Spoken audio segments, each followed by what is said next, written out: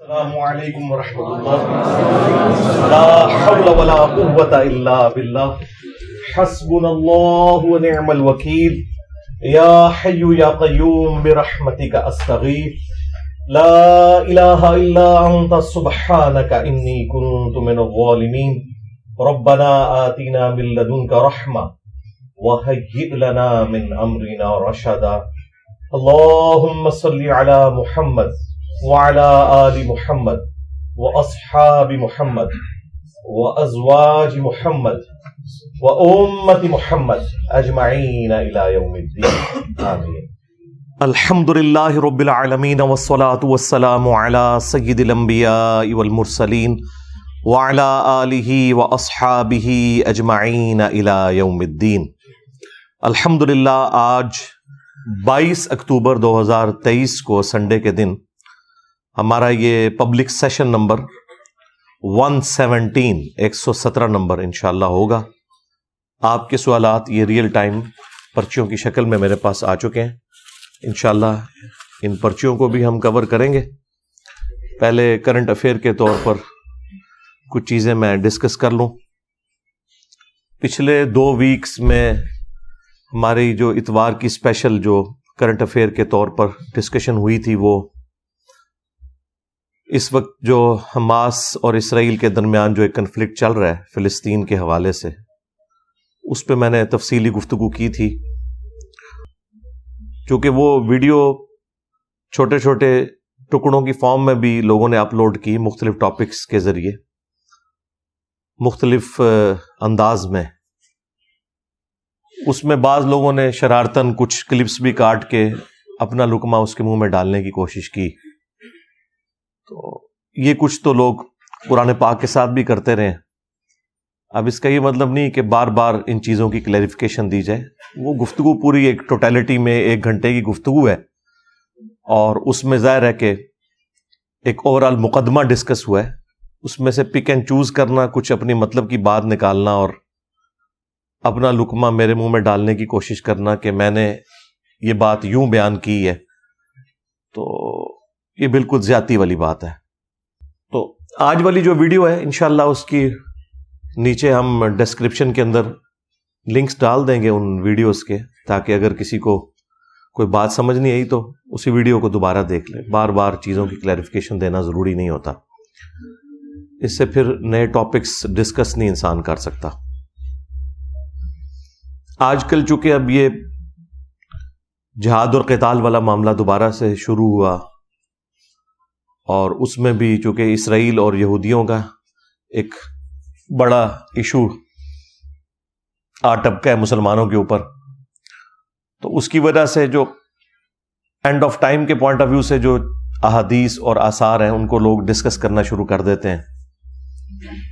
اور یہ صرف آج کل کے اسکالرز نہیں ہیں، ماضی میں بھی لوگوں نے بڑی کتابیں لکھی، اور اللہ کے فضل سے جتنی پیش گوئیاں کی کوئی ایک بھی صحیح ثابت نہیں ہوئی. اور اس کی وجہ یہ ہے کہ جب تک کوئی انسیڈنٹ ہو نہیں جاتا آپ وثوق کے ساتھ کسی چیز کے بارے میں کچھ کہہ نہیں سکتے. اب یہ کہنا کہ جی جب انسیڈنٹ ہو جائے گا تو اس کے بعد تو سب کو پتہ چل جائے گا، نہیں جناب، اس کے بعد بھی سب کو پتہ نہیں چلتا، سوائے ان لوگوں کے کہ جو لوگ خدا کو سیریس لیتے ہیں. تو کہتے ہیں کہ پہلے بتایا جائے تو اس کا فائدہ ہے. تو پہلے تو نبی صلی اللہ علیہ وآلہ وسلم نے ساری چیزیں بیان فرما دی، اور ظاہر ہے یہ ان لوگوں سے متعلقہ ہے جن لوگوں کے زمانے میں اس طرح کا معاملہ آئے گا. ورنہ آپ غزوہ ہند کو دیکھ لیں تو پچھلے 1000 سال سے غزوہ ہند ہو رہا ہے اور ابھی تک ہوا نہیں ہے. اس کے اوپر لوگوں نے چندے کھائے، لوگوں نے لوگوں کے بچے ذبح کروا دیے، اور اسی طریقے سے تماشا چلتا رہا. یہی کچھ اب بھی ہو رہا ہے. اپنے مطلب کے لیے چیزوں کو جوڑنا اور اس میں جھوٹی روایتوں کا بھی سہارا لینا اور اپنی تھاٹس کو فٹ ان کرنے کی کوشش کرنا احادیث کے اندر ایک رزلٹ نکالنے کے لیے، یہ بڑی سخت زیادتی والی بات ہے. اور جو کوئی اس طرح کی حرکت کرتا ہے لوگ کہتے ہیں جی وہ دیکھیں جی انہوں نے تو بڑی پیاری اس کی تفصیل بیان کی ہے. اب ان سے پوچھیں یہ جو آپ تفصیل بیان کر رہے ہیں کیا یہ تفصیل اس طریقے سے قرآن و سنت میں وارد ہوئی بھی ہے؟ تو وہ آپ کو بتائیں گے کہ جی یہ ہمارا خیال ہے. تو انہیں بتائیں کہ جو آپ کے بزرگ تھے وہ بھی یہی حرکت کرتے رہے. کتنے بڑے بڑے فقہا اور محدثین مفسرین گزرے ہیں جنہوں نے یہ اسیسمنٹ کی تھی کہ یہ امت 1000 سال سے اوپر نہیں جائے گی اور قیامت قائم ہو جائے گی. اللہ کے فضل سے 15ویں صدی میں بیٹھے ہوئے ہیں. تو کم از کم آج کل کے جو تخمینہ لگانے والے لوگ ہیں ان کی یہ اخلاقاً ذمہ داری ہے کہ اپنے ان بزرگوں کو کم از کم جھوٹا ڈکلیئر کریں. اگر جھوٹا نہیں کہہ سکتے احتراماً تو یہ تو کہیں کہ ان کے تخمینے غلط تھے. تو پھر ہم یہ کہیں گے کہ اگر آپ کے بابوں کا یہ حال تھا تو تسی تو شاہی کوئی نہیں. ہاں تو یہ والی حرکتیں کرنا مجھے بھی مختلف لوگ ویڈیوز مختلف سکالرز کی بھیج رہے ہوتے ہیں. اب میں نام نہیں لیتا چونکہ آپ لوگوں کو پتہ ہے کہ یہ کون سے سکالرز ہیں جو یہ اس قسم کی تباہ آزمائی کر رہے ہوتے ہیں.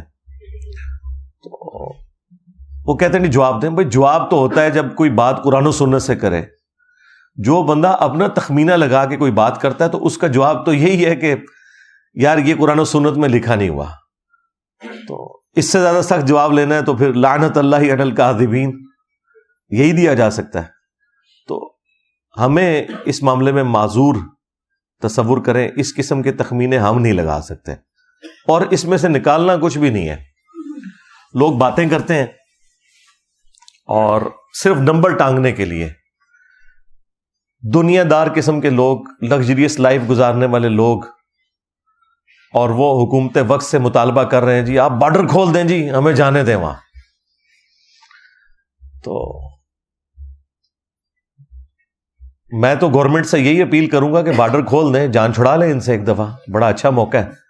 ان کو آپ بائی شپ بھیجیں میڈیٹرینین سی میں. غزہ کے پاس جو پورا پورشن لگ رہا ہے 41 کلومیٹر کا, ٹھیک ہے, وہاں جائیں, اپنے اپنے بزرگوں کو مدد کے لیے پکاریں اور دیکھ لیں گے ہم کہ کیا اینڈ رزلٹ نکلتا ہے. ڈنڈوں کے ساتھ, سوٹوں کے ساتھ اس طریقے سے جہاد نہیں لڑا جاتا. نہ یہ نبی صلی اللہ علیہ وآلہ وسلم کی تعلیمات ہیں کہ آپ نے بغیر اسباب کو اختیار کیے ہوئے صرف مسبب الاسباب پر تکیہ کرتے ہوئے اپنے معاملات کو آگے لے کے چلنا ہے. ایسا تو نہیں ہوتا. ورنہ تو آپ کو بتایا جاتا کہ 10 دفعہ دروشی پڑھ لیں تو آپ کی بھوک ختم ہو جائے گی, 10 دفعہ سبحان اللہ پڑھ لیں تو آپ کی پیاس ختم ہو جائے گی. اس طرح تو نہیں ہوتا, ایسا تو نہیں ہوتا. تو اس لیے یہ کہانیاں کرواتے ہیں, آپ سنتے رہیں اور پھر میرے خلاف ویلاگز بنا رہے ہوتے ہیں جس طرح میں نے یعنی پابند کیا ہوا انہیں وہاں نہ جانے پہ, یا بارڈر کھولنا میری ذمہ داری ہے. بھئی میں نے کوئی آپ کو روکا ہوا ہے؟ میں تو آپ کو گراؤنڈ ریئلٹیز بتا رہا ہوں. جہاد سے نہیں روکا بھائی, لیکن آپ کو بتایا کہ جہاد کس طریقے سے ہونا ہے, کن لوگوں کی ذمہ داری ہے کہ انہوں نے آرمڈ کنفلکٹ کرنا ہے, کس نے فائنینشیل سپورٹ دینی ہے, اور یہ معاملات کس طرح چلنے ہیں. ایسے نہیں ہونا کہ ہر بندے نے بندوق اٹھانی ہے, نہ ہر بندے کو بندوق مل سکتی ہے. تو ہماری طرف سے جو ان پٹ ہے ہم وہ دیں گے, لیکن یہ والی ان پٹ دینا, جس طریقے کی ان پٹ یہ چاہ رہے ہیں, تو وہ تو ہمیں تو تابوت ہی ارینج کرنے پڑیں گے ان کی لاشیں اٹھانے کے لیے. اس جہاد کو نقصان ضرور ہوگا, اس سے فائدہ کوئی نہیں ہوگا. اور پھر یہ آگے کہہ رہے ہیں انجینئر صاحب روک رہے ہیں. بھائی میں نے کب روکا ہے؟ جاؤ, جان چھوڑو ہماری, سارے پہنچ جاؤ وہاں. میں نے کیوں روکا ہے؟ میں نے تو تب روکا ہو کہ میں نے کسی کو باندھ دیا ہو یا کوئی کرفیو لگا دیا ہو. نہ میں گورنمنٹ کے اندر ہوں, نہ میں اسٹیبلشمنٹ کے اندر ہوں. جائیں بھئی, آپ کو کس نے روکا ہوا ہے؟ آپ لوگ اپنے پولیٹیکل گینز کی خاطر دھرنے دے سکتے ہیں. آپ کیوں نہیں دھرنا دے رہے ہیں آپ بارڈر کھلوانے کے لیے؟ بڑھو نہ جڑیں, کیوں نہیں دے رہے؟ میں نے روکا ہوا ہے, میں نے پابندی لگائی ہوئی ہے. تو بس صرف ایک پوائنٹ سکورنگ کرنے کے لیے. اس میں سے جو اصل چیز نکالنے کی وہ یہ ہے کہ اینڈ پہ انہوں نے آپ کو اپنا اکاؤنٹ نمبر نیچے شیئر کروانا ہوتا ہے کہ جی آپ تو پہنچ نہیں سکتے, ہمیں پتہ ہے, تو ہمارا رابطہ ہو گیا, ہم انشاءاللہ آپ ہمیں چندے دیں, ہم وہاں پہنچا دیں گے.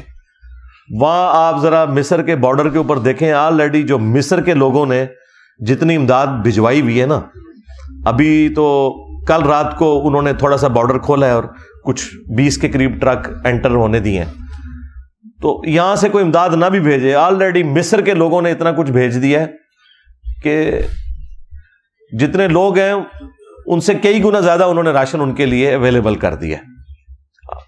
تو مہربانی کر کے یہاں آپ کسی کو اس طریقے سے چندہ نہ دیں، یہ انہی کے اوپر لگنا ہے، کیونکہ یہ لوگ وہاں پہنچ نہیں سکتے ہیں، نہ پہنچا سکتے ہیں، نہ ان کا پہنچایا ہوا وہاں ایکسیپٹ ہونا ہے۔ وہ آپ کو پتہ ہے، وہ تو مصر کے ساتھ حالانکہ اسرائیل کے بڑے اچھے تعلقات ہیں، اس کے باوجود وہ تو ان کی چیزوں کو بھی بغیر تلاشی کے اندر نہیں جانے دے رہے، کتنا پریشر ہے، اس کے باوجود ان لوگوں کی چیزیں کہاں انٹر ہونے دینی ہے۔ تو یہ کچھ بھی نہیں ہونا، یہ پیسے انہی کی جیبوں میں جانے ہیں، انہوں نے نئی گاڑیاں نکلوانی ہیں، انہوں نے اور پلاٹس خریدنے ہیں۔ تو مہربانی کر کے ہاں ایک ان کے مشورے پہ آپ عمل کریں، وہ بڑا اچھا مشورہ ہے، وہ یہ کہہ رہے ہیں کہ دعا کریں، بالکل اس مشورے کے اوپر آپ عمل کریں، دعا کریں، قنوت نازلہ پڑھیں، ہم خود پڑھ رہے ہیں اتنے دنوں سے قنوت نازلہ، تو یہ کام کرنے کا ہے۔ باقی آپ تفصیلی ویڈیو میری دیکھ لیں تو اس میں آپ کو آئیڈیا ہو جائے گا چیزوں کا۔ قرب قیامت کی جو نشانیاں ہیں نا، یہ ایک الگ سے ایک پورا ٹاپک ہے، اس کے اوپر پوری دنیا میں مختلف اسکالرز طب آزمائی کرتے ہیں، ویڈیوز میں بھی، کتابی شکل میں بھی اپنی اسیسمنٹس لگاتے ہیں۔ اب میرے اندر اتنی جرت نہیں ہے کہ میں اس لیول پہ آگے جاؤں، میں صرف ان نشانیوں کے بارے میں آپ کو بتا سکتا ہوں جو پوری ہو چکی ہیں پہلے سے۔ مستقبل قریب میں یا مستقبل بعید کے اندر جو ہونے والی ہیں ان کے بارے میں بتا سکتا ہوں، لیکن پریزنٹ ٹائم میں اس وقت یہ کون سی نشانی پوری ہو رہی ہے یہ بتانا میرے لیے پاسبل نہیں جب تک کہ وہ اسٹیبلش نہ ہو جائے۔ قیامت کی سب سے بڑی نشانی رسول اللہ صلی اللہ علیہ وآلہ وسلم کا دنیا میں آنا ہے۔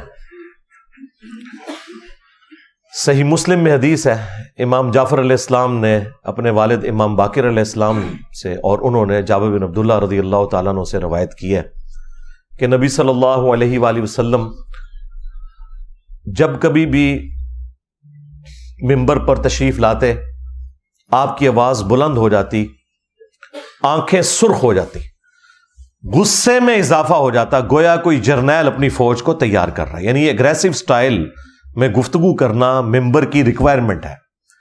ممبر کی ریکوائرمنٹ طارق جمیل سٹائل یا غامدی سٹائل نہیں ہے، بلکہ محمدی سٹائل ہے، جس کے اوپر یا ڈاکٹر اسرار صاحب عمل کرتے تھے یا اللہ کے فضل سے میں عمل کرنے کی کوشش کرتا ہوں۔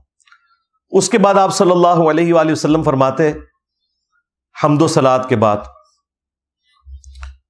فَإِنَّ خَيْرَ الْحَدِيثِ كِتَابُ اللَّهِ وَخَيْرَ الْهَدِيِ هَدْيُ مُحَمَّدٍ صلی اللہ علیہ وآلہ وسلم وَشَرَّ الْأُمُورِ مُحْدَثَاتُهَا وَكُلَّ مُحْدَثَةٍ بِدْعَةٍ وَكُلَّ بِدْعَةٍ ضَلَالَةٍ وَكُلَّ ضَلَالَةٍ فِي النَّارِ۔ یہ صحیح مسلم میں بھی خطبہ موجود ہے، سنن نسائی کے اندر بھی موجود ہے، میں نے کئی دفعہ بیان کیا۔ اس کے بعد آپ فرماتے ہیں کہ میں اور قیامت اس طرح ساتھ بھیجے گئے ہیں جیسا کہ یہ 2 انگلیاں، یعنی نبی علیہ السلام اور قیامت کے درمیان اب کوئی اور فاصلہ نہیں ہے، حالانکہ 1500 سال گزر چکے ہیں۔ اب مجھے بتائیں جب صحابہ کرام یہ بات سنتے ہوں گے تو ان کے دماغ میں تو ہوگا 50 60 نہیں تو 100 سال بعد قیامت آ ہی جائے گی۔ اور بعض لوگوں نے ایک حدیث سے دھوکہ کھایا بھی، وہ بخاری اور مسلم دونوں میں حدیث ہے کہ نبی صلی اللہ علیہ وآلہ وسلم نے فرمایا کہ 100 سال نہیں گزریں گے، اس وقت جتنے روئے عرض پہ لوگ موجود ہیں ان پہ قیامت قائم ہو جائے گی۔ اور وہ غیر مسلم بھی اس حدیث کو بخاری مسلم کی اٹھا کے کہتے ہیں کہ دیکھو تمہارے نبی کی تو خبر غلط نکلی، حالانکہ اس کے کئی ایک طرق موجود ہیں بخاری مسلم میں، اور اس میں ایک طریق کے اندر عبداللہ ابن عمر رضی اللہ تعالیٰ عنہ، حالانکہ وہ 100 سال پورے ہونے سے پہلے ہی شہید ہو گئے 74 ہجری میں، نبی علیہ السلام کی وفات کے بعد 63 ایئرز تک زندہ رہے، ابھی 100 سال پورے نہیں ہوئے۔ یا تو ہوتا نا کہ 100 سال پورے ہو جاتے تو پھر آپ کہیں گے عبداللہ بن عمر نے تعویل کر دی باطل، نہیں، ابھی 40 سال پڑے ہوئے ہیں۔ اور وہ جب یہ حدیث بیان کرتے تھے تو وہ ساتھ بتاتے تھے کہ نبی علیہ السلام نے فرمایا تھا کہ جو اس وقت لوگ موجود ہیں ان پر قیامت قائم ہو جائے گی، مراد یہ کہ یہ قرن ختم ہو جائے گا، یہ زمانہ ختم ہو جائے گا اور اگلی جنریشن سٹارٹ ہو جائے گی۔ آلموسٹ 100 سال کے اندر ایک جنریشن شفٹ ہو جاتی ہے دوسری میں۔ تو عبداللہ ابن عمر نے اپنی زندگی میں بتا دیا تھا کہ نبی علیہ السلام یہ نہیں کہنا چاہ رہے تھے کہ قیامت آ جائے گی، وہ تو واضح موجود ہے بخاری مسلم میں حدیث جبریل جب حضرت جبرائیل علیہ السلام انسانی شکل میں آ کے مختلف سوالات کرتے ہیں، ان میں سے ایک سوال یہ تھا کہ قیامت کب آئے گی، تو نبی علیہ السلام کہہ دیتے ہیں نا 100 سال بعد آئے گی۔ آپ نے فرمایا کہ جو شخص سوال پوچھ رہا ہے نا، جس شخص سے پوچھا جا رہا ہے وہ اس سے زیادہ نہیں جانتا جو کہ پوچھنے والا پوچھ رہا ہے۔ تو انہوں نے کہا یا رسول اللہ نشانیاں بیان فرما دیں، تو آپ علیہ السلام نے کچھ نشانیاں بیان کی، اور یہ حدیث جو ہے یہ مسلم شریف کی پہلی حدیث ہے کتاب الایمان میں، 93 نمبر، 92 تو روایات مقدمے کی ہیں، 93 نمبر روایت یہ ہے، اور یہ حدیث بخاری میں بھی ہے۔ وہاں پہ بھی نبی علیہ السلام کہہ سکتے تھے نا کہ 100 سال بعد آ جائے گی، تو عبداللہ ابن عمر نے بالکل کلیئر کیا کہ یہ صحابہ کا قرن ختم ہو جائے گا، زمانہ ختم ہو جائے گا، اور وہ ایگزیکٹلی ہوا ہے۔ آخری صحابی ابو طفیل عامر بن واثلہ رضی اللہ تعالیٰ عنہ، جو شیعان علی میں سے تھے اور جنگ صفین میں مولا علی کے ساتھ رہے، مولا علی سے حدیثیں بھی روایت کی، یہ آخری صحابی ہیں جو دنیا سے گئے نبی علیہ السلام کی وفات کے 100 سال کے بعد، آلموسٹ 110 ہجری کے اندر۔ آپ علیہ السلام کی وفات 11 ہجری کے سٹارٹ میں ہوئی ہے، اور یہ 110 ہجری میں فوت ہوئے ہیں ابو طفیل عامر بن واثلہ رضی اللہ تعالیٰ عنہ۔ وہی صحابہ کا قرن، یعنی وہ زمانہ 100 سال میں ختم ہو گیا، یعنی صحابہ کرام اور ان کے زمانے کے لوگوں کے اوپر قیامت قائم ہوگی، کیونکہ مرتے ہی قیامت شروع ہوگی نا ان کی۔ اس سے مراد وہ بڑی قیامت نہیں ہے۔ تو آپ ایمانداری سے بتائیں، جب صحابہ کرام یہ سنتے ہوں گے کہ یہ 2 انگلیاں جیسے ساتھ بھیجی گئی، تو ان کے دماغ میں کیا آتا ہوگا؟ 100 سال نہیں تو 150 200 سال ان کے دماغ میں بھی تھا کہ 1500 سال تو ہم گزار چکے ہیں، ابھی پتہ نہیں اور کتنے گزرنے ہیں۔ تو نبی علیہ السلام کا دنیا میں تشریف لانا یہ خود قیامت کی نشانیوں میں سے ایک نشانی ہے۔ پھر نبی علیہ السلام کی مبارک زندگی میں کچھ نشانیاں ہیں قیامت کی، ایک کا ذکر تو قرآن میں بھی ہے، سورۃ القمر کا سٹارٹ، اقتربت الساعہ وانشق القمر، قریب آ گئی قیامت اور چاند 2 ٹکڑے ہو گیا۔ اس کانٹیکسٹ میں بخاری مسلم میں حدیث ہے کہ نبی علیہ السلام کے لیے نشانی کے طور پر اللہ تعالیٰ نے چاند کو 2 ٹکڑے کر دیا تھا، اور وہ ہیرا پہاڑ کے دائیں اور بائیں ہوا اور پھر جڑ گیا۔ تو قرآن نے اس واقعے کو قیامت کی نشانی بتایا، اور یہ نشانی کب پوری ہوئی؟ نبی صلی اللہ علیہ وآلہ وسلم کی مبارک زندگی میں۔ تو اس سے آپ کا دماغ کھل جانا چاہیے کہ کسی نشانی کا آ جانا یہ اس چیز کی دلیل نہیں ہے کہ بس قیامت آئی کہ آئی، اس کا علم اللہ تعالیٰ کے ساتھ خاص ہے۔ اور قرآن میں یہ ٹاپک جگہ جگہ آیا ہے کہ اے نبی آپ سے قیامت کے بارے میں پوچھتے ہیں، قل انما العلم عند اللہ وانما انا نذیر مبین، اے نبی تم فرما دو کہ اس کا علم تو اللہ کے ساتھ خاص ہے، اور میں تو نہیں ہوں مگر ڈر سنانے والا۔ تو قیامت کا علم یہ اللہ تعالیٰ کے پاس ہے کہ وہ کب آنی ہے، لہٰذا یہ ویلاگ ضرور دیکھا کریں، محظوظ ہوا کریں، اس میں سے نکلنا کچھ بھی نہیں ہے، سیدھی سی بات ہے۔ باقی جو نشانیاں ہیں وہ الحمدللہ میں نے تفصیل کے ساتھ بیان کی ہیں، لیکن جو کچھ آپ نکالنا چاہتے ہیں نا وہ میں کبھی بھی نکال کے نہیں دوں گا، نہ میری جرت ہے کہ میں اللہ اور اس کے رسول سے آگے بڑھنے کی کوشش کروں عز وجل وصلی اللہ علیہ وآلہ وسلم۔ بخاری اور مسلم دونوں میں حدیث ہے، تمہاری اس وقت کیا شان ہوگی کہ جب عیسیٰ ابن مریم تم میں عادل حکمران کی حیثیت سے نازل ہوں گے، صلیب کو توڑ دیں گے، خنزیر کو قتل کر دیں گے، جزیہ موقوف کر دیں گے، یعنی سب لوگ اسلام قبول کر لیں گے، اور مال کی ریل پیل ہوگی۔ یعنی نبی صلی اللہ علیہ وآلہ وسلم نے مستقبل کی یہ خبر دے دی کہ عیسیٰ ابن مریم نے اس دنیا میں اترنا ہے۔ عیسیٰ ابن مریم کے بارے میں امت کا یہ اجماعی عقیدہ ہے، سنی ہو شیعہ ہو، کہ انہوں نے قیامت سے پہلے اس دنیا میں تشریف لانا ہے، اور اپنے زمانے میں اللہ تعالیٰ نے انہیں زندہ آسمانوں پہ اٹھایا تھا۔ اس حوالے سے میں نے تفصیلی ویڈیو ریکارڈ کروائی ہوئی ہے، میں آج اس تفصیل میں نہیں جاؤں گا ورنہ ٹاپک اور طرف نکل پڑے گا۔ ایک اور حدیث ہے بخاری اور مسلم میں کہ قرب قیامت میں جب عیسیٰ ابن مریم دجال کے خلاف قتال کریں گے اور مسلمان ان کے ساتھ ہوں گے، تو اگر کسی پتھر یا درخت کے پیچھے بھی کوئی یہودی چھپا ہوگا میدان جنگ میں، یہ عام حالت میں یہ بات نہیں ہے، تو وہ پتھر اور درخت بھی بول اٹھے گا اے مسلم میرے پیچھے یہودی ہے اسے قتل کر دو، سوائے غرقد کے درخت کے جو کہ یہودیوں کا درخت ہے۔ غرقد ایک جھاڑی نما درخت ہے لیکن انتہائی گھنا وہ درخت ہوتا ہے، اس میں انسان چھپ جائے تو وہ نظر نہیں آتا، وہ پناہ دے گا یہودیوں کو، باقی اور کوئی چیز پناہ نہیں دے گی۔ اور یہ بات ہو رہی ہے میدان جنگ کی، عام حالت کی یہ بات نہیں ہے کہ مسلمانوں نے یہودیوں کو قتل کرنا ہے یا یہودیوں نے مسلمانوں کو قتل کرنا ہے۔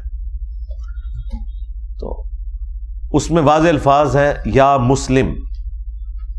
تو مجھے بتائیے جب تک مسلمان ہو نہیں جاتا، یعنی وہ بریلوی، دیوبندی، اہل حدیث، شیعہ اس قسم کی فرقہ واریت کی لعنت سے باہر نہیں نکلتا، اس وقت تک آپ کس طرح یہ ایکسپیکٹ کر سکتے ہیں کہ عیسیٰ ابن مریم آ جائیں یا امام مہدی علیہ السلام آ جائیں اور دجال والا معاملہ ہو؟ اس طرح تو نہیں ہوگا۔ ورنہ اگر مہدی جو ہے وہ سنی میں آئے تو شیعہ نے نہیں ماننا، شیعہ میں آئے تو سنیوں نے نہیں ماننا، اور خدا نہ خواستہ اہل حدیث میں آ گئے تو باقیوں نے کہنا ہے یہ انگریزوں کا ایجنٹ ہے۔ ٹھیک ہے، تو یہ آپ کو پتہ ہے بڑے اچھے طریقے سے۔ اس کا مطلب ہے کہ جس طریقے سے دجالی نظام ویلکم کہے گا نا دجال کو، اسی طریقے سے ایک مسلم نظام بھی ہوگا جو امام مہدی علیہ السلام کو ویلکم کہے گا، جو سنی شیعہ کی تفریق سے بالا تر ہوگا۔ ابھی فی الوقت تو اس طرح کے آثار آپ کو نظر نہیں آ رہے، اگرچہ اس طرف معاملہ چل پڑا ہے اللہ کے فضل سے۔ ہمارے اس پلیٹ فارم کی برکت سے کتنی بڑی تبدیلی آئی ہے، دنیا میں ہر جگہ ایسے لوگ ہیں جو یہ آواز بلند کر رہے ہیں فرقہ واریت کے خلاف، لیکن بہرحال اس میں ٹائم لگے گا۔ تو اس سے پہلے تو امام مہدی کو تو بھیج کے قتل کروانے والی بات ہے، 500 کے قریب جعلی مہدی تو قتل ہو چکے ہیں ابھی تک، تو وہ تو غیبی مدد ہوگی اس امام کے ساتھ، اور ظاہر ہے اسی صورت میں کہ جب اکثریت مسلمانوں کی انہیں لیڈرشپ کے اوپر ایکسپٹ کرے گی۔ اس وقت تو آپ کے سامنے ساری فرقہ واریت ہے۔ تو اس طرح کی جو احادیث ہیں ان کے ساتھ یہ والا جو پہلو جڑا ہوا ہے نا، اس کے اوپر محنت کرنے کی ضرورت ہے۔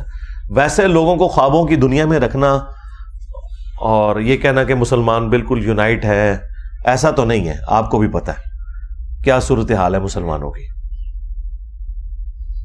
دجال کے حوالے سے بخاری اور مسلم میں درجنوں احادیث ہیں، خصوصاً مسلم شریف کے اندر تو بڑی تفصیل کے ساتھ، یعنی ذخیرہ احادیث میں جتنی احادیث صحیح مسلم کے اندر دجال والے چیپٹر میں آئی ہیں اور کسی کتاب کے اندر نہیں آئی ہیں، یہ آپ کو کمبائنڈ فارم میں مشکات المصابیح کے اندر 3 جلد کے اندر آپ کو یہ ساری احادیث ایک خاص ترتیب کے ساتھ مل جائیں گی۔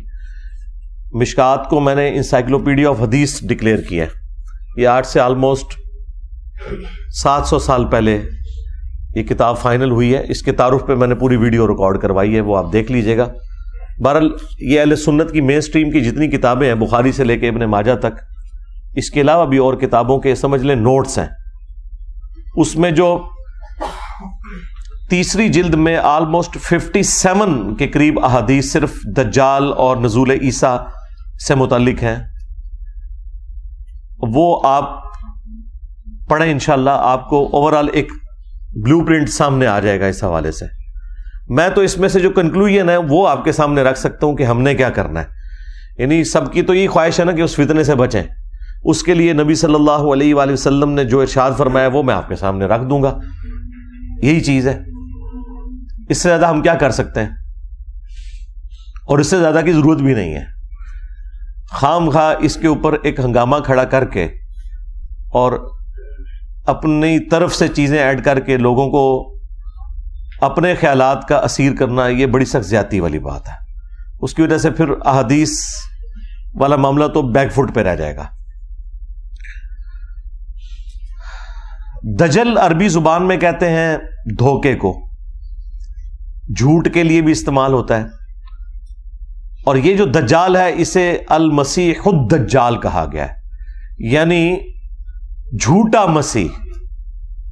سچے مسیح کون ہے؟ عیسیٰ ابن مریم علیہ السلام، اور جھوٹا مسیح کون ہے؟ المسیح الدجال جو بالکل قرب قیامت میں آئے گا. تو اس کا مطلب یہ ہے کہ وہ ایک دھوکہ ہے انسانیت کی آزمائش کے لیے. یہودیوں کے ہاں یہ چیز موجود ہے. ان کی پوری ہسٹری میں آپ کو انبیاء کرام علیہ السلام کے حوالے سے بڑی تفصیلات ملیں گی, اور یہ ان کا ایک سمجھ لیں ایک شغف ہے انبیاء کرام علیہ السلام کے بارے میں سارا یہ نالج رکھنا. ان کی کتابوں میں پروفیسیز بھی موجود ہیں. ان میں سے جو سب سے بڑی پروفیسی جس کے اوپر یہ اسرائیل بھی قائم کیا ہے ان لوگوں نے, وہ یہ ہے کہ قرب قیامت میں ایک مسایہ آئیں گے جنہوں نے پوری دنیا کے اوپر حکومت قائم کرنی ہے.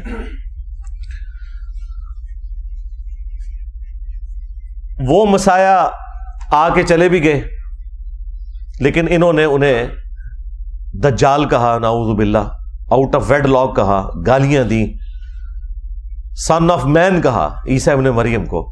اللہ تعالیٰ نے ان کی جان بخشی کی اور انہیں زندہ آسمانوں پہ اٹھا لیا. اب قرب قیامت میں جب دجال آئے گا تو یہ اس کو اپنا وہ مسیح مان لیں گے, اور پھر اس کو قتل کرنے کے لیے عیسیٰ ابن مریم کو اللہ تعالیٰ دنیا میں بھیجیں گے. لہذا یہ جو پرسنالٹیز ہیں یہ دو ہیں. ایک عیسیٰ مسیح ہے جو اوریجنل مسایہ ہے, اور ایک ہے مسیح الدجال جو جھوٹا مسیح ہے, جسے ہم دجال کہتے ہیں. یہودیوں کا لیڈر وہ مسیح ہوگا جو دجال ہے, اور مسلمانوں کا اور کرسچنز کا لیڈر, کیونکہ کرسچنز بھی اسلام قبول کر لیں گے. یہ اب الگ سے ایک ٹاپک ہے. میں آج عیسیٰ ابن مریم والے ٹاپک کو ڈسکس نہیں کر رہا, ورنہ 1 گھنٹہ اس کے لیے الگ چاہیے. وہ آپ میری ویڈیو دیکھ لیں تفصیل کے ساتھ, حیات مسیح اور نزول مسیح علیہ السلام. میں دجال کے ٹاپک کو فی الوقت ٹچ کر رہا ہوں. تو یہ عیسیٰ ابن مریم اسے قتل کریں گے. وہ تفصیلی احادیث موجود ہیں بخاری اور مسلم کے اندر. میں چند ایک احادیث کور بھی کر دوں گا آج انشاءاللہ تعالی. بہرحال اس میں ہمارے لیے جو نبی صلی اللہ علیہ وآلہ وسلم نے ارشاد فرمایا وہ صحیح مسلم کے اندر 3 احادیث ایسی ہیں جن میں ایک ہی وظیفے کا ذکر ہوا ہے, اور وہ ہے سورۃ الکہف کا. صحیح مسلم کی ایک حدیث میں ہے کہ جو شخص بھی سورۃ الکہف کی پہلی 10 آیات حفظ کر لے گا وہ دجال کے فتنے سے بچ جائے گا. دوسری حدیث میں آیا ہے سورۃ الکہف کی آخری 10 آیات, اور تیسری حدیث میں آیا ہے مسلم شریف کی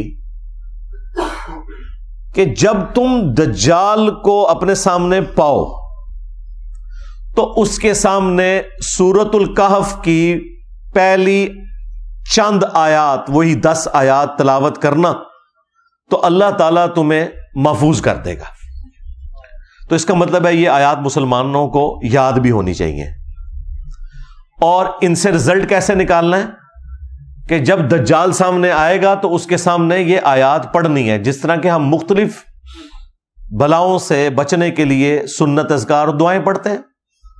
بخاری میں حدیث ہے جو رات کو آیت الکرسی پڑھ کے سو جائے صبح تک ایک فرشتہ اس کی حفاظت کے اوپر مامور ہو جائے گا.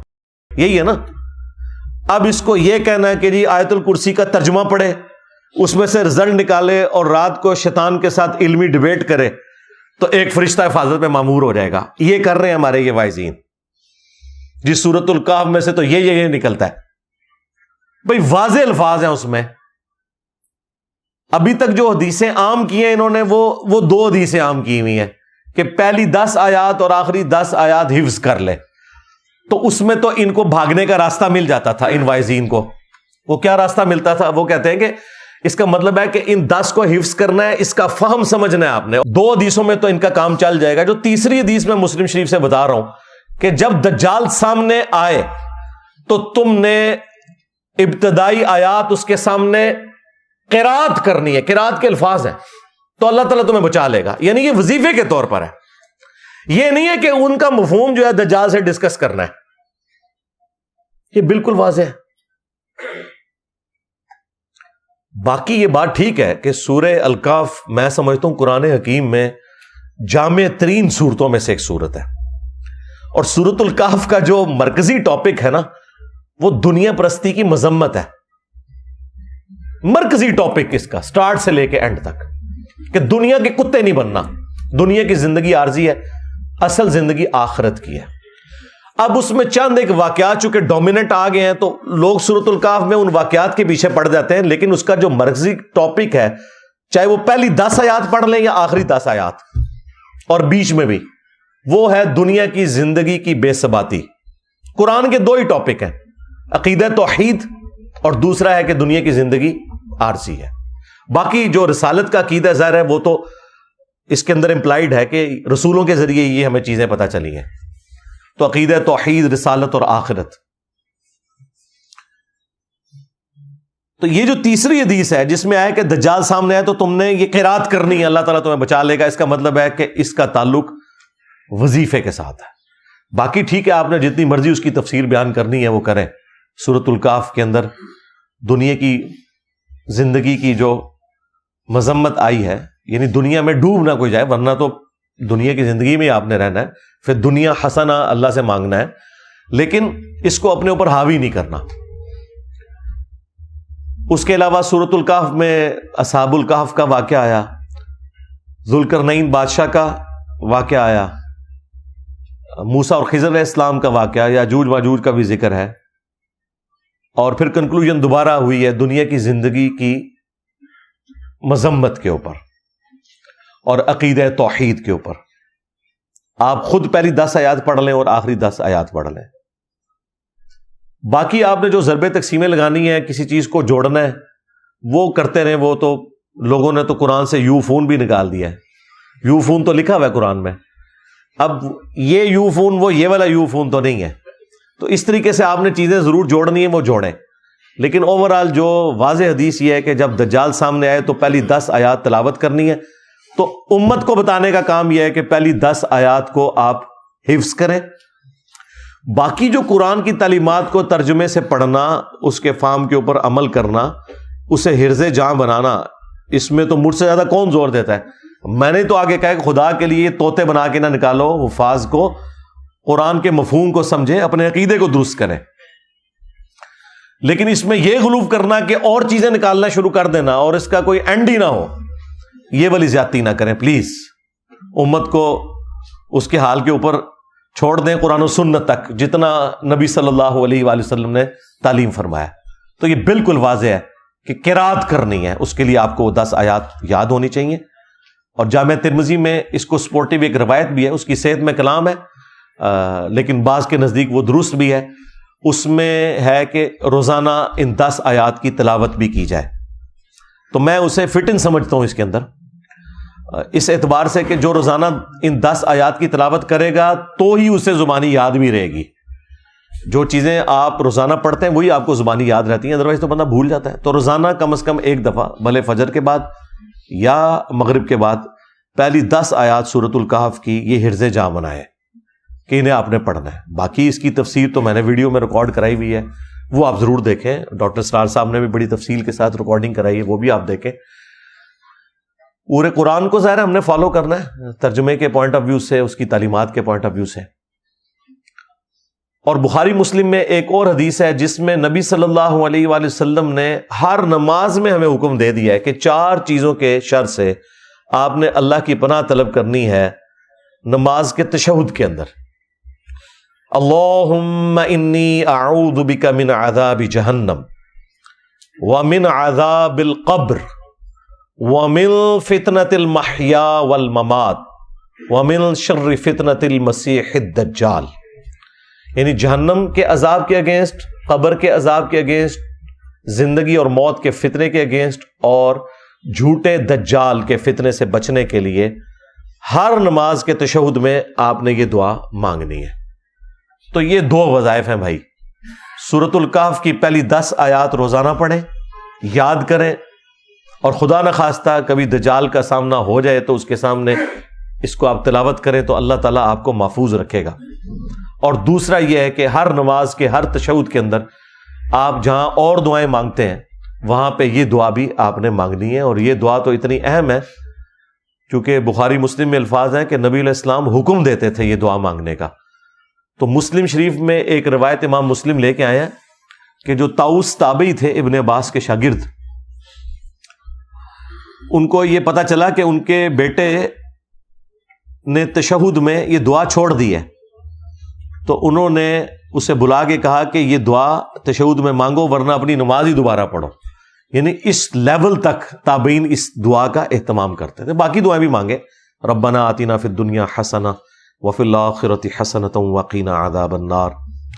اصحاب الکہف کی دعا جو میرا بھی وظیفہ ہے، جو پہلی 10 آیات میں آتی ہے سورۃ الکہف کی 10ویں آیت یہی ہے، ربنا آتنا من لدنک رحمہ وہیئ لنا من امرنا رشدا. اور اس کا ترجمہ بھی آپ کے ذہن میں ہونا چاہیے، تو وہ آپ کے اوپر وہ کیفیت طاری ہوگی. رب اجعلنی مقیم الصلاۃ ومن ذریتی ربنا وتقبل دعاء. یہ والی دعا بھی، جتنی قرآنی دعائیں ہیں وہ آپ مانگیں تشہد کے اندر. وہ تو بخاری مسلم میں حدیث ہے، جب تشہد پڑھ چکو درود شریف تو جو چاہو اپنے رب سے مانگو. تو جتنی سنت دعائیں قرآن و سنت کے اندر جو دعائیں معصورہ آئی ہیں وہ آپ ساری کی ساری مانگا کریں. وہ آپ کا اپنا ایک شغف ہے کہ، لیکن ظاہر ہے کہ نفلی عبادات کے لیے فرض نماز کو آپ نے اتنا لمبا نہیں کرنا کہ لوگوں کے لیے تکلیف بن جائے. اپنی نفلی نمازوں میں جتنی مرضی دعائیں مانگیں. تو یہ 2 وظائف ہیں جی جو میں نے آپ کو بتا دیے. تیسرا وظیفہ جو میں نے ڈیڈکٹ کیا ہے، اس طرح کا کوئی ڈیڈکٹ کرے تو وہ بالکل درست ہے، اور وہ ہے قرآن و سنت کی تعلیمات کو پڑھنا، اس پہ عمل کرنا اور اسی کو فائنل اتھارٹی ماننا، کسی بابے کی بات کو نہ ماننا. یہ بھی وہ وظیفہ ہے جو آپ کو دجال سے بچائے گا.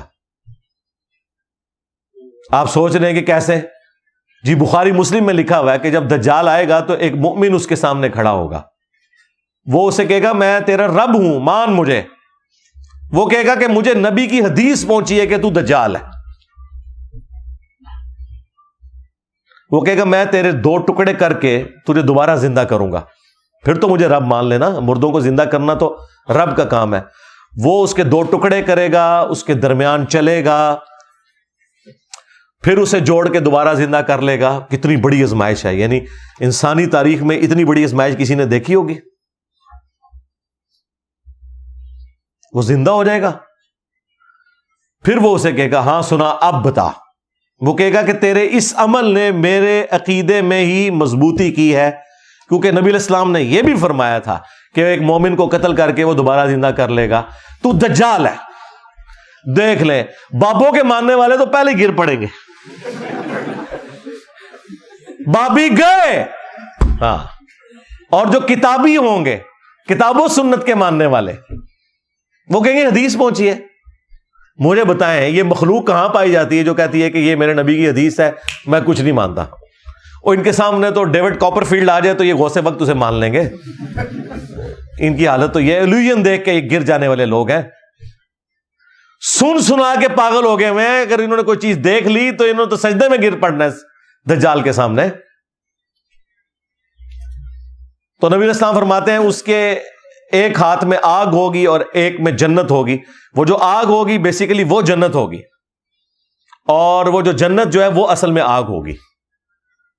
تو وہ دوبارہ اسے قتل کرنے کی کوشش کرے گا، قتل نہیں کر سکے گا. پھر وہ اسے اٹھا کے آگ میں پھینک دے گا، یعنی اپنی اس جنت کے اندر جو اوریجنل جنت ہوگی لیکن اس کی وہ آگ ہوگی، اپنی طرف سے آگ میں پھینکے گا اور وہ بندہ جنت میں پہنچ جائے گا. اور نبی علیہ السلام نے فرمایا وہ اس وقت کا سب سے بہترین شہید ہوگا، سید الشہداء ہوگا. یعنی وہ کلمہ حق بلند کرے گا نا، جو المستدرک للحاکم میں حدیث ہے کہ سید الشہداء حمزہ ابن عبد المطلب ہے، اور ہر وہ شخص سید الشہداء ہے جو جابر حکمران کے سامنے کلمہ حق بلند کرے یہاں تک کہ اسے قتل کر دیا جائے. اسی وجہ سے ہم حضرت حسین ابن علی کو بھی سید الشہداء کہتے ہیں. اور وہ شخص بھی اس وقت کا سب سے بہترین شہید ہوگا جو دجال کے سامنے کھڑا ہوگا. یہ تو اسے بزرگ مانگ لیں گے. ہاں، انہوں نے تو فوراً اس کی بزرگی کا اعتراف کر لینا. بخاری مسلم دونوں میں حدیث ہے کہ تمہارا رب کانا نہیں ہے لیکن دجال کانا ہوگا. اچھا، یہ بعض جگہ آپ نے تصویر دیکھی ہے وہ ماتھے پہ آنکھ دکھائی ہوئی ہے، اس طرح کا نہیں ہوگا دجال. ہاں، دجال کی آنکھ اپنی جگہ پہ ہی ہوگی، لیکن ایک آنکھ اس کی جو دائیں آنکھ ہے وہ ابری ہوئی ہوگی، یہاں سے وہ کانا ہوگا اور ایک آنکھ سے وہ دیکھے گا. آنکھیں دونوں ہوں گی لیکن یہ ایک ابرے ہوئے انگور کے گوشے کے مانند اس کا ایک نکلا ہوا ڈھیلا ہوگا، آنکھ اس کی ایک سلامت ہوگی، تو وہ کانا ہوگا اور تمہارا رب کانا نہیں ہے. پھر نبی علیہ السلام نے فرمایا کہ اس کی دونوں آنکھوں کے درمیان کافر لکھا ہوگا، لیکن وہ کافر ایبریویشن کے اندر لکھا ہوا ہوگا، کاف فا را. عربی میں چونکہ کھڑا زبر کے لیے علیحدہ سے الف لگانے کی بھی ضرورت نہیں پڑتی، تو کاف کے اوپر اگر آپ کھڑا زبر لگا لیں اور فا کے نیچے زیر اور را، کافر، یعنی کاف فا را لکھا ہوگا. اور مسلم شریف کے الفاظ ہیں کہ کوئی ان پڑھ بندہ بھی ہوگا نا، تو ہوگا اگر مومن تو وہ بھی پڑھ لے گا یہ کافر لکھا ہوا ہے. ہاں، اور اس میں ایڈ کرنے لگا ہوں، یہ ہے وہ اجتہاد جو کرنے والا کہ کوئی مفتی بھی ہو اگر وہ دنیا کا کتا ہوا تو وہ کافر پڑھ نہیں سکے گا، کیونکہ وہ تو شوبتے سے متاثر ہو جائے گا. مسلم شریف میں بڑی تفصیلی حدیث ہے جس میں پورا یہ دجال کا ذکر موجود ہے تفصیل کے ساتھ. اس میں تو ہے کہ اس کے حکم سے آسمان سے بارش نازل ہوگی، زمین کو حکم دے گا وہ اناج اگائے گی، خزانے اس کے ساتھ چلیں گے، اور لوگ جو بےچارے اس طرح کے لوگ ہیں وہ تو ساتھ اس کے لگ جائیں گے نا، ان کی ضرورتیں پوری ہو رہی ہوں گی. مردہ بھی زندہ کر دے گا، پیچھے کیا رہ گیا کام جو کرے. تو لوگ اس کے ساتھ اٹیچ ہوتے چلے جائیں گے، تو یہ تو سارے اس کے ساتھ اٹیچ ہو جائیں گے اس کے کرتب دیکھ کے. وہ کہیں گے عبد القادر جیلانی، تو ہو سکتا ہے ان میں سے کہیں گے وہ انجینئر جڑا کہندا سی نا، دیکھ لو نا، کہندا سی عبد القادر جیلانی نے کوئی مردے زندہ نہیں کیے، یہ دیکھو ہمارا آ گیا عبد القادر جیلانی پارٹ 2.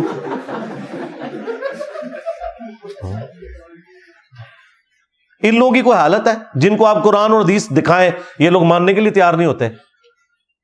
انہوں نے وہ کافر بھی پڑھ کے بھی اس کی تعویل کر جانی ہے. ہو سکتا ہے کاف سے وہ کشف سمجھ لیں، ہاں، فا سے فیض سمجھ لیں، ہاں، اور را سے روحانیت سمجھ لیں. تو بچے گا وہی بھائی جس کا یہ نعرہ ہوگا کہ میرے نبی عیسیٰ ہے ہی کوئی نہیں، تیرے بابے تے شاہ ہی کوئی نہیں، تیرا بابا دجال تے شاہ ہی کوئی نہیں. تو جو کرتبوں سے متاثر ہونے والے لوگ ہیں وہ تو گئے، سیدھی سی بات ہے. بچے گا وہ جو قرآن و سنت پہ چلنے والا ہوگا، ہاں انشاءاللہ تعالی. باقی نبی صلی اللہ علیہ وآلہ وسلم کی جو تفصیلی احادیث ہیں وہ آپ مشکات سے خود پڑھ لیں. اس میں ایک تمیم داری والی وہ جساسہ والی حدیث بھی ہے، جو ایک سمندری سفر کے دوران ایک جزیرے پر انہوں نے دجال کو زنجیروں میں جکڑا ہوا دیکھا تھا، اور پھر نبی علیہ السلام کو پوری تفصیل بیان کی. آپ علیہ السلام نے باقاعدہ صحابہ کرام کو جمع کر کے کہا کہ دیکھو میں نے جو نشانیاں بتائی تھیں اس کو اللہ تعالیٰ نے وہ دکھایا بھی ہے. اور ابن سیاد کے حوالے سے بھی مسلم شریف میں احادیث موجود ہیں، بخاری میں بھی ہے. ابن سیاد بھی دجالوں میں سے ایک دجال تھا، لیکن وہ جو بڑا دجال ہے وہ یہ نہیں تھا. اس کے اوپر اتفاق ہے. اس کے اوپر بعض لوگ پوچھ رہے ہوتے ہیں کہ ابن سیاد کے بارے میں، جب نبی علیہ السلام کو بعد میں بتا دیا گیا کہ یہ وہ والا دجال نہیں ہے، تو وہ احادیث بالکل واضح ہے کہ وہ دجال بالکل ڈیفرنٹ ہے. کیونکہ بخاری مسلم دونوں میں حدیث ہے کہ قیامت اس وقت تک قائم نہیں ہوگی جب تک کہ 30 جھوٹے دجال نہ پیدا ہو جائیں، جن میں سے ہر ایک دعوی نبوت بھی کرے گا. اب یہ والا دجال بھی دعوی نبوت سے سٹارٹ لے کے دعوی خدائی تک پہنچے گا، کیونکہ یہ مسیح تو کہہ رہا ہوگا نا اپنے آپ کو. تو نبی علیہ السلام فرمایا کہ 30 جھوٹے دجال آئیں گے جو دعوی نبوت کریں گے. ایک تو ہمارا یہ پچھلی صدی میں غلام القادیانی دجال گزرا ہے، یہ بھی دجالوں میں سے ایک دجال تھا. یہی حدیث ابو داؤد اور ترمذی میں ہے. اس میں تو نبی علیہ السلام نے فرمایا کہ 30 جھوٹے دجال دعوی نبوت کریں گے. انا خاتم النبیین لا نبی بعدی، میں خاتم النبیین ہوں، میرے بعد کوئی نبی نہیں ہے. اور میری امت کا ایک گروہ قیامت تک حق پر قائم رہے گا، کوئی نقصان پہنچانے والا انہیں نقصان نہیں پہنچا سکے گا، وہ غالب رہیں گے۔ امام بخاری، امام مسلم نے بھی یہ والا حدیث کا پورشن لیا ہے، اس میں امام بخاری نے ایک باب باندھا ہے اس حدیث کے اوپر کہ ہوا اہل العلم، اس سے مراد اہل علم ہے جو گروہ حق پر رہے گا، وہ فرقہ نہیں ہے، وہ گروہ ہے۔ فرقے تو جہنمی ہیں، وہ ابو داؤد میں حدیث ہے کہ 72 فرقے جہنم میں جائیں گے، 73 ہو جائیں گے۔ 73 اس لیے ہو جائیں گے کہ ایک کو جب توڑا جائے، اس کے 72 ٹکڑے اور کیے جائیں تو وہ اوریجنل تو اپنی جگہ رہے گا نا، تو اس اوریجنل کو آپ فرقہ نہیں کہہ سکتے، فرق تو وہ ہے جو ٹوٹ کے الگ ہو، ورنہ کیا صحابہ کرام کو آپ فرقہ کہیں گے؟ صحابہ کرام اہل بیت کس سے ٹوٹ کے الگ ہوئے تھے؟ وہ تو نبی اسلام کے ساتھ تھے۔ آپ سے ٹوٹ کے جو الگ ہوئے وہ 72 فرقے ہیں۔ درخت اپنی اوریجنل جگہ پہ موجود ہے، پتا جو ہے وہ فرق کہلاتا ہے، تو فرقے سارے جہنمی ہیں، ایک گروہ حق پہ قیامت تک قائم رہے گا۔ تو یہ جو 30 جھوٹے دجال ہیں یہ آنے ہی آنے ہیں۔ ان میں سے جو سب سے بڑا دجال ہے وہ آخری دجال ہے، اور ظاہر ہے اس کے لیے ایک سسٹم تو ہوگا۔ یہ کہنا کہ دجال ایک سسٹم کا نام ہے، سسٹم بھی ہے، وہ سسٹم جو کہ اس کو ویلکم کہے گا، اور ظاہر ہے کہ وہ سسٹم تو شروع سے ایگزسٹ کرتا ہے، اپنی اب پیک کو پہنچ گیا ہے۔ جیسے یہ سائنس کی ترقی ہوئی ہے، اس نے تو دجالی سسٹم کو زیادہ سپورٹ کر دیا نا۔ جو لوگ مٹیریل کے ماننے والے ہیں اور مٹیریل کو سب کچھ سمجھتے ہیں، تو ان کے لیے تو سائنس نے فزیکلی ترقی کر کے ان کو دکھا دی ہے نا جی۔ دنیا میں جو اس وقت آپ کو آسائشیں نظر آ رہی ہیں اپنے ارد گرد جتنی بھی، یہ نہ تو اجمیر شریف والوں کا کوئی کمال ہے، نہ بغداد شریف والوں کا، نہ بریلی شریف والوں کا، نہ دیوبند شریف کا۔ سائنس نے جو کچھ آپ کو دیا ہے وہ آپ کے سامنے ہے، یہ تو ہم محسوس کر رہے ہیں نا۔ مسلمان کیا، کافر کیا، کوئی بھی ہو، سائنس کی برکات سے آپ فائدہ اٹھا رہے ہیں۔ یہ جو آپ کو کہہ رہے ہیں اسرائیل کی پروڈکٹس کا بائیکاٹ کریں، سب سے پہلے اس مولوی کا اسمارٹ فون چھین لیں، تیری ایسی تھی تیسی گلاں کر دو۔ اسی فرانس سے، اسی اسرائیل سے ان کو ڈالرز آئے، چندے وہ قبول کر لیتے ہیں، اور آپ کو کہتے ہیں ان ملکوں میں جا کے رہنا حرام ہے۔ بائیکاٹ کرنے کے لیے کچھ کولڈ ڈرنکس ہی رہ گئے ہیں، یہ ساری موبائل کمپنیاں، موبائل کنیکشن یہ نہیں آتے، ایت ضرورت ہے، تو باقی چیزیں بھی تو باقی لوگوں کی ضرورت ہے بھائی، اور یہاں تو ہمارا روزگار ان چیزوں کے ساتھ جڑا ہوا ہے۔ بائیکاٹ ایک چیز کا کرنا ہے، وہ شیطان ہے، چاہے وہ جمعے والے دن آپ کو ممبر پہ نظر آئے، چاہے آپ کے ساتھ ہو ہر وقت، اس کا بائیکاٹ کریں آپ، تو سب کچھ سیدھا ہو جائے گا۔ تو یہ دجالی نظام جو مٹیریل کو سب کچھ سمجھتا ہے، تو وہ فزیکلی تو انہوں نے کر کے دکھا دیا نا۔ آپ اپنے کپڑے جو پہنے ہوئے ہیں، جوتیاں پہنے ہوئے ہیں، ایون قرآن، بخاری، مسلم جو پرنٹ ہوئے ہوئے ہیں، آپ کے کمروں میں جو ایئر کنڈیشن لگے ہوئے ہیں، قالین بچھے ہوئے ہیں، کوئی ایک چیز بتا سکتے ہیں اپنی گھڑی سے لے کے بال پوائنٹ تک کہ جس میں سائنس کے احسانات نہ ہو؟ تو ظاہر ہے مٹیریل میں اللہ نے طاقت رکھی ہے، انسان کو اللہ نے ذہن دیا۔ اب جن کی ایک آنکھ بند ہے نا، وہ تو مٹیریل کو سب کچھ سمجھتے ہیں، وہ کہتے ہیں انہوں نے تو سب کچھ کر کے دکھا دیا ہے، ہم نے قانون قدرت دریافت کر لی ہیں، ہم نے اللہ تعالیٰ کی ہینڈ رائٹنگ کو سمجھ لیا ہے، اب ہم ان چیزوں کو یوز کر کے جو مرضی کریں، اور وہ کر کے دکھا بھی رہے ہیں۔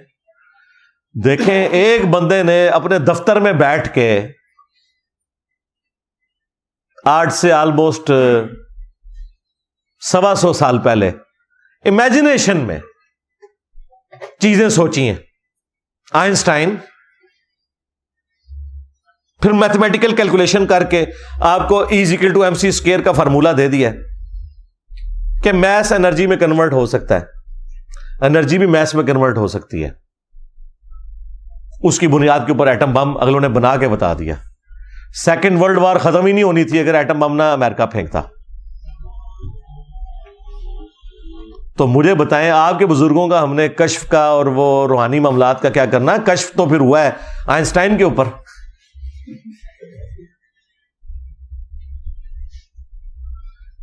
اس کی صرف جو کیلکولیشن ہے نا، جو اس فارمولے تک پہنچنے کے لیے اس نے جتنا میتھمیٹیکل ورک کیا ہے، وہ ہم کسی غوث وقت کے سامنے رکھتے ہیں، وہ صرف اس کو پڑھ کے بتا دے کہ ہوا کیا ہے۔ سمجھانا تو دور کی بات ہے، صرف ریسائٹ کر دے کہ لکھا کیا ہوا ہے۔ تو دنیا کے حقائق اللہ تعالیٰ نے کھولے ہیں نا ان کے اوپر، جن لوگوں نے ایفرٹ پٹ کی ہے. یہ اللہ تعالیٰ نے ایک اپنی سنت رکھی ہوئی ہے. تو سائنس نے ہماری زندگی آسان کر کے دکھا دیا، اور اس چیز نے پھر لوگوں کو دھوکے میں مبتلا کر دیا. انہوں نے مٹیریل کو سب کچھ سمجھا، اور یہ ہے دجالی سسٹم کہ ایکوائرڈ نالج جو اللہ تعالیٰ نے دیا تھا، سائنس کا علم، the knowledge obtained through observations and experiments، اس کو سب کچھ سمجھ لیا. اور جو ریویلڈ نالج تھا، وہی کا علم، جو ہماری آخرت سے متعلق تھا، جو ہماری اخلاقیات سے متعلق تھا، اس سے ان لوگوں نے آنکھ بند کر لی. اسلام تو دونوں علوم کو ساتھ لے کے چلتا ہے.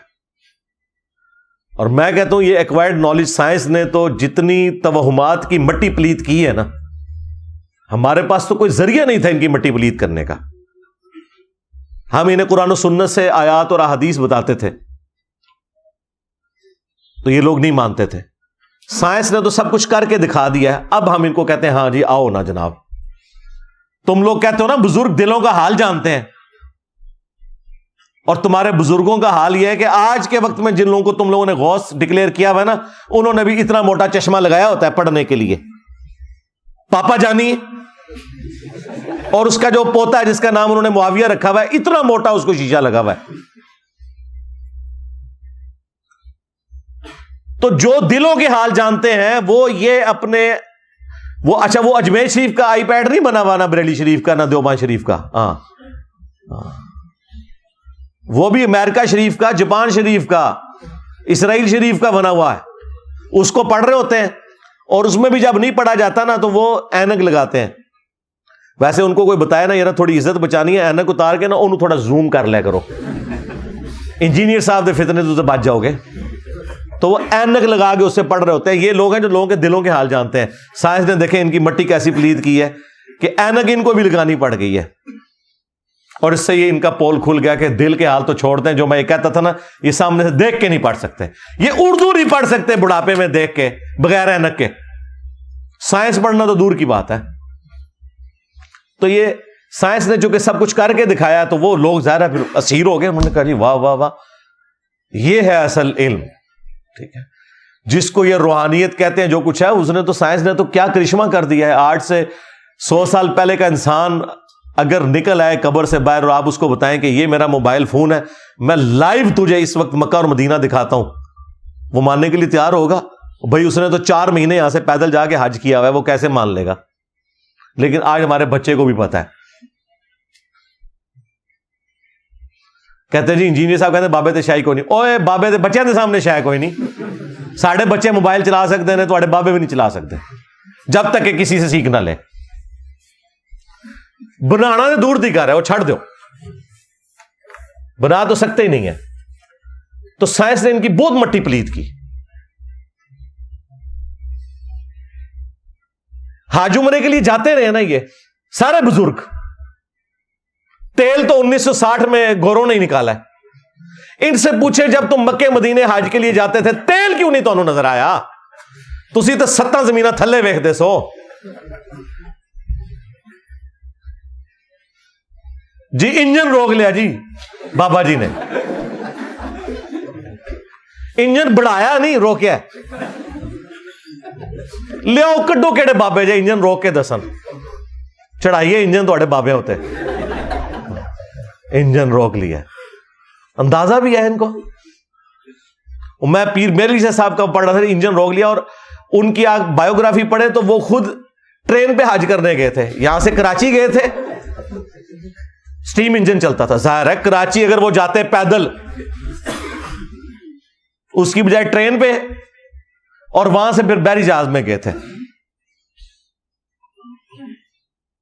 انجن روک لیا جی. تو سائنس نے تو کچھ نہیں چھوڑا میں کہتا ہوں جی ان کا. اسی لیے میں نے کئی سال یہ پہلے کہا تھا کہ یہ جو آج کا ماڈرن دور ہے نا، اس میں یہ جو تم نے دیو مالائی قصے کہانیوں والا دین لوگوں کو بتایا نا، اس کی اب کوئی گنجائش باقی نہیں ہے. یہ ہے ہی فراڈ تھا. ٹھیک ہے، اور یہ نہ سمجھیے گا کہ یہ میری تھاٹس ہے. ہمارے ذہن والے لوگ شروع سے ایگزسٹ کرتے ہیں، لیکن چونکہ حکومتوں کے اندر صوفیاء کے ماننے والے بیٹھے ہوئے تھے، وہ ایسے لوگوں کو قتل کروا دیتے تھے. ان کی آواز کو دبا دیا جاتا تھا. یوٹیوب تو نہیں تھا نا. آج آپ امیجن کریں انٹرنیٹ یوٹیوب نہ ہوتا تو آپ لوگ یہاں بیٹھے ہوتے.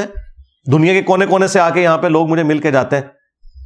یہ ایک چھوٹے سے کمرے میں یہ آواز دفن ہو جانی تھی. یہ تو اللہ تعالیٰ نے ایک فیصلہ فرمایا ہے کہ ٹھیک ہے صحیح بات لوگوں تک پہنچے. ادروائز شروع سے لوگ یہ ایسی باتیں کرتے تھے, انہیں گستاخ کہہ کے, کبھی باغی کہہ کے, کبھی یہود و نصارہ کے ایجنٹ کہہ کے یہ لوگ مروا دیتے تھے. لیکن حقیقت یہ ہے کہ باتیں انہی کی قرآن و سنت میں نکلتی ہیں. جو یہ کہتے ہیں وہ کوئی نہیں نکلتا. کہتے ہیں جی نکلتا ہے, دیکھیں جی وہ تخت بلقیس آ گیا تھا. اچھا جی تخت بلقیس آ گیا تو رفع الیدین کرنا چھوڑ دئیے. کوئی رفع الیدین شروع کر دے نا, اسے کہتے تخت بلقیس آ گیا سی. بھائی تخت بلقیس دا رفع الیدین نال کے تعلق. تو میں تو ان کو پھر للکارا ہے کہ ٹھیک ہے یار چھڑ دو, اسٹیچو آف لبرٹی امریکہ کا لاؤ مارگلا ہلز کے اوپر رکھو. کیڑا بابا جے لے آؤ بابا کے 2 بار, میں مان لاں گا. ہاں تخت بلقیس والا واقعہ وہ ہم مانتے ہیں. بھائی عیسیٰ ابن مریم نے مردوں کو اللہ کے عزت سے زندہ کیا, ہم مانتے ہیں. تمہارے عبد القادر جیلانی کے بارے میں جھوٹ بولو گے وہ نہیں مانیں گے. ورنہ میں کہتا ہوں جی میں بھی مردے زندہ کرتا ہوں, چلو یہ کیا کہیں گے, آگے سے کہیں گے نا کر کے دکھا. تو تسی نہیں کر کے دکھانا, جھوٹے ہو. یہ میرے نیچے جو تخت ہے میں کہتا ہوں جی میں لے کے آؤں جی پلک جھپکنے سے پہلے, چلو منو. کیا کہیں گے, لے آ کے دکھاؤ. یہی بات جب ہم کرتے ہیں کہتے ہیں جی دیکھو مندے ہی نہیں نے. تو کوئی اصول ہے آپ کا جس کے اوپر آپ کھڑے ہوئے. تو یہ جو دجالی نظام ہے نا, صرف مٹیریل میں بیس کرنا, اس کے پیچھے ہمارے جو مذہبی توہمات ہیں نا ان کا بھی بہت زیادہ دخل ہے. جب آپ یہ کہیں گے کالی بلی راستہ کاٹ دے تو یہ نحوست ہے. آپ کو یہ بتایا جائے کہ زلزلہ جو ہے وہ اس لیے آتا ہے کہ وہ ایک گائے نے ایک سینگ کے اوپر زمین اٹھائی ہوئی ہے, جب دوسری پہ شفٹ کرتی ہے زلزلہ آتا ہے. آپ کو جب یہ بتایا جائے کہ آپ کے گھر کی منڈیر کے اوپر کوا اگر زور سے بولے تو یہ مہمان کے آنے کی نوید ہے. آپ کو بتایا جائے کہ جوتی پہ جوتی چڑھ جائے تو کہ مہمان آئے گا. میری تو روزانہ جوتی پہ جوتی چڑھتی ہے, میں نیڑے نہ لگن دینا کسی نو. مہمان دے آنا دور دی گل ہے. سفر لکھا ہوا ہے, جوتی پہ جوتی چڑھ جائے تو سفر لکھا ہوا ہے. یہ کہانیاں بنائی ہوئی ہیں انہوں نے. جب یہ چیزیں آئیں گی تو پھر ظاہر ہے کہ دوسری طرف جو سائنس والے لوگ ہیں وہ کہیں گے ہمارے بزرگوں نے تو کر کے دکھا دیا نا, دیکھو باہر ٹیمپریچر ہے 40, اندر چیک کر لو 25 ہے. ہمارے بزرگوں نے تو کر کے دکھا دیا ایئر کنڈیشن بنا کے. ہمارے بزرگ فیراڈے نے تو بجلی بنا کے بتا دی. ہمارے بزرگ آئنسٹائن نے جو ہے وہ تھیوری آف ریلیٹیوٹی دے کے تو گریویٹیشن کو سمجھا دیا. ہمارے بزرگ نیوٹن نے ہمیں یہ فارمولے دیے ہیں, دیکھو ہم تو اسپیس شٹل لے کے اوپر پہنچ گئے ہیں. تو آڑے بزرگ کتنے نے کٹو. تو یہ جو انہوں نے یہ سارا ڈکوسلا کیا تھا, یہ دجالی سسٹم بننے کی وجہ بھی یہ لوگ ہیں. انہوں نے جو دین پیش کیا ہے نا اس کا اینڈ رزلٹ یہی نکلنا تھا. آج سائنس کی برکت سے جو کچھ ہو رہا ہے نا, پرانے بزرگ اگر نکل آئے نا قبروں سے تو یہ ساری چیزیں معجزات اور کرامات ہیں جو آپ کو سائنس نے کر کے بتا دی ہیں. آپ ذرا ایک لمحے کے لیے سوچیں تو صحیح کہ کیا کچھ ہو گیا. ان 250-300 سال کی جو ترقی, اس میں بھی جو لاسٹ 50-60 سال کی ترقی ہے پوری انسانی تاریخ میں نہیں ہے. تو اللہ تبارک و تعالیٰ نے انسان کو ترقی کروائی ہے, یہ ہمیں نظر آ رہی ہے. اب جب اس کی برکات لوگ دیکھتے ہیں تو وہ پھر مٹیریل کے ہی ہو کے رہ جاتے ہیں. وہ انبیاء والی جو تعلیمات ہیں اس سے پھر روگردانی کرتے ہیں. لیکن پرپز آف لائف وہ آپ کو سائنس نہیں بتائے گی. سائنس صرف خدا کا تعارف کروائے گی. یہ ہارمونی جو اس کائنات کے اندر ہے نا جتنی, وہ آپ کو سائنس بتائے گی کہ بھئی یہ سپریم بینگ یا سپر نیچرل ایجنسی کے انٹروین کیے بغیر یہ پاسبل نہیں ہے. وہ آپ میری ویڈیو دیکھ لیں, ویئر ڈڈ گاڈ کم فرام, وہ انگلش سب ٹائٹل کے ساتھ بھی اپلوڈ کی ہوئی ہے ہدایہ وکٹری چینل کے اوپر ہمارے بھائی نے. ابھی تو ہر آئے دن ایسی ایسی چیزیں سامنے آ رہی ہیں کہ انسان پریشان ہو جاتا ہے. اگر آپ کلاسیکل فزکس اور کوانٹم فزکس ان دونوں کو اسٹڈی کریں تو آپ حیران ہو جائیں گے کہ اللہ تبارک و تعالیٰ نے ان معاملات کو کس طریقے سے ٹیکل کیا ہوا ہے. انسانیت تو 20ویں صدی کے آغاز میں کنکلوڈ کر بیٹھی تھی کہ ہم نے فزکس ساری سمجھ لی ہے. آئنسٹائن نے آگے پورا رخ ہی بدل کے رکھ دیا. اور پھر جب یہ کوانٹم فزکس والا آیا ہے کانسیپٹ تو دنیا تو پریشان ہے کہ چھوٹے لیول کے اوپر چیزوں کا اندازہ ہی نہیں ہے، اور وہ پھر بعد میں اتنی آرگنائز چیزیں بن جاتی ہیں. وہ اب ایک ٹاپک الگ ہے. تو مجھے اچانک، چونکہ آج کل میں کافی ویڈیوز اس کے اوپر بھی دیکھ رہا ہوں، تو میرے ذہن میں آ گیا. تو یہ اللہ ہی اللہ ہے جی، مخلوق کے پلے کوئی شے نہیں، سیدھی سی بات ہے. مخلوق کا کام یہ ہے کہ اپنے رب کے سامنے عاجزی کا اظہار کرے. ہاں، یہ کام ہے کرنے کا. تو دجال کے حوالے سے وہ حدیث آپ وہاں سٹڈی کریں تو آپ کو تفصیل کے ساتھ سب کچھ مل جائے گا. ایک ایک حدیث کو ڈسکس کرنا ضروری نہیں ہے، میں نے اوورآل ایک کانسیپٹ آپ کے سامنے رکھ دیا تاکہ جن لوگوں کو اس ٹاپک کے ساتھ شغف ہے ان کے لیے ایک چیز سامنے آ جائے. پلس خود احادیث کا مطالعہ کریں، قرآن پاک کی آیات کا مطالعہ کریں، فزیکلی اسے اپنے سامنے رکھ کے پڑھیں اور دیکھیں اس میں سے کیا نکل رہا ہے.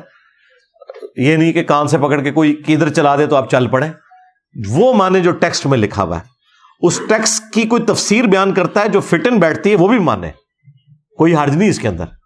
لیکن ایک خاص آپ نے لائن کو کراس کر کے خود سے ضرب تقسیمیں نہیں لگانی. یہ والی چیز جو ہے نا پھر وہ آپ کو فتنے کے اندر مبتلا کر دے گی اور پھر اس میں پھر بعد میں شرمندگی والا معاملہ ہوگا.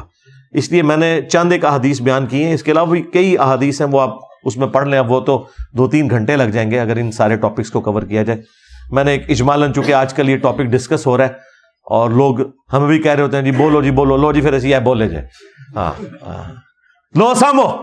ہاں صلو علی محمد و آل محمد، اللہم صلی علی محمد وعلی آل محمد واصحاب محمد وازواج محمد وامت محمد اجمعین الی یوم الدین، آمین. اللہم انی اسألک بانک انت اللہ لا الہ الا انت الاحد الصمد الذی لم یلد ولم یولد ولم یکن له کفوا احد وإلہکم الہ واحد لا الہ الا هو الرحمن الرحیم. الف لام میم. اللہ لا الہ الا هو الحی القیوم. اللہم صلی علی محمد وعلی آل محمد. اللہم ربنا آتنا فی الدنیا حسنہ وفی الآخرة حسنة وقنا عذاب النار. ربنا آتنا من لدنک رحمة وهیئ لنا من امرنا رشدا. اللہم اغفر لحینا ومیتنا وشاہدنا وغائبنا وصغیرنا وکبیرنا وذکرنا وانثانا.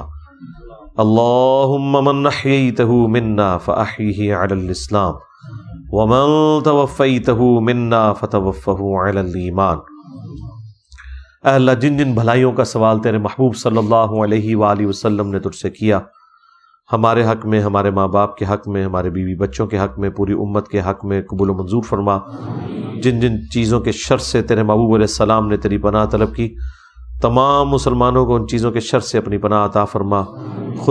بالخصوص فلسطین کے مسلمان، کشمیر کے مسلمان، انڈیا، چائنا، افغانستان، یمن، عراق، شام، پاکستان، جہاں کئی مسلمان کس پرسی کی زندگی گزار رہے ہیں، اے اللہ یہ کافروں کے خلاف برسر پیکار ہیں، غیب سے ان کی عزت، آبرو، جان و مال کی حفاظت فرما. اے اللہ، حاضرین کے دلوں میں جو جو نیک اور جائز دعائیں ہیں قبول منظور فرما. حاضرین کے جو چھوٹے بڑے رشتہ دار فوت ہو چکے مغفرت فرما، جو بیمار ہیں انہیں شفائے کلی عطا فرما. یہ تمام دعائیں تمام مسلمانوں کے حق میں قبول منظور فرما. ہمارے ملک پاکستان کی خیر فرما، اندرونی اور بیرونی خطرات سے محفوظ فرما. سبحان ربک رب العزت عما یصفون وسلام علی المرسلین والحمد للہ رب العالمین. صلی اللہ علی النبی الکریم وعلی آلہ وصحبہ اجمعین.